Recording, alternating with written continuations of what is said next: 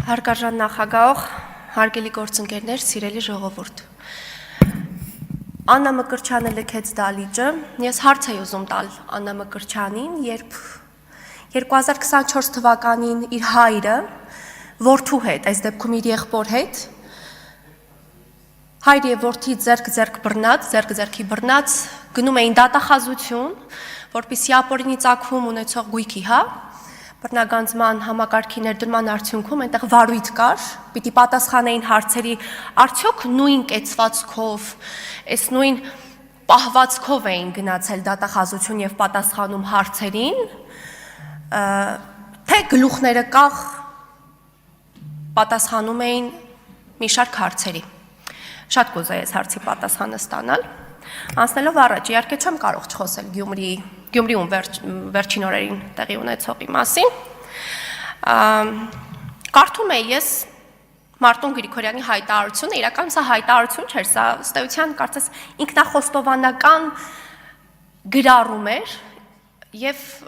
ամենայն հարգանքով, բայց մի բառակապակցություն հիշեցի կարդալով Մարտուն Գրիգորյանի ինքնախոստովանական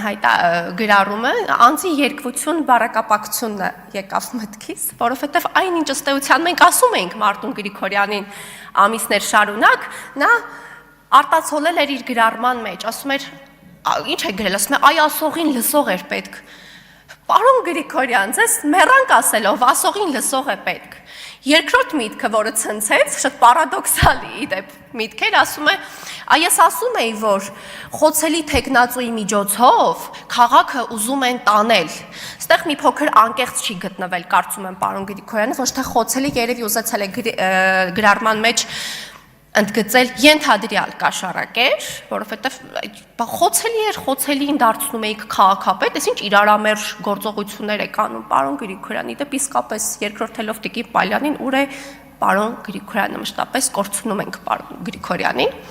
Սեյրան Օհանյանի հայտարարությունն էր շատ հետաքրքիր, ասում եմ, մենք սատարում ենք, ուշադրություն խնդրում եմ, հարգելի գործընկերներ, գյումրեցիների մեծամասնությանը, ովքեր իրենց ձայնը տվել են Վարդան Ղուկասյանին, ստեղ էլ մի տեսակ հիշողության կարծես պրոբլեմ ունենք, կամ թվային գիտելիքների, որովհետև ըստ էության ձայներ չեն տվել, մեծամասնության ձայներ չի ստացել Վարդան Ղուկասյանը եւ ինչ մնում է սատարողների Վարդան Ղուկասյանին, կարևոր բան եմ ես ուզում ասել, երեք Գյումրիի հրապարակում, Վարդանանց հրապարակում Վարդան Ղուկասյանին սատարում էին պետական հաստատությունների, ավարտում եմ, ղեկավարները, մանկապարտեզների աշխատանքային ժամին իրենց աշխատակազմի ներկայացուցիչների ձեռքը բռնած, ինչպես նաև քաղաքապետարանի աշխատողները, որոնց կեցվածքը, վարքագիծը պիտի ստանա, կարծում եմ, իրավական գնահատական պիտի ստանա, որովհետև աշխատանքային ժամին թողնելով երեխաներին, այսպես ասած մատնելով անտերության, զբաղված էին Վարդանիկ աղաղակելով։ Շնորհակալություն։